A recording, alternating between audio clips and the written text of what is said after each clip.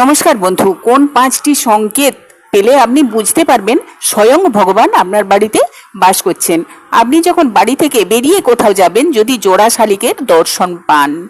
2 number, ঘুমানোর সময় স্বপ্ন দেখে যদি পরপর আপনি 3 দিন দেবদেবীর মূর্তি দেখতে পান বা মন্দির দেখতে পান। 3 নাম্বার, যদি ঠাকুরঘর থেকে খুব সুন্দর সুগন্ধ বেরিয়ে আসে।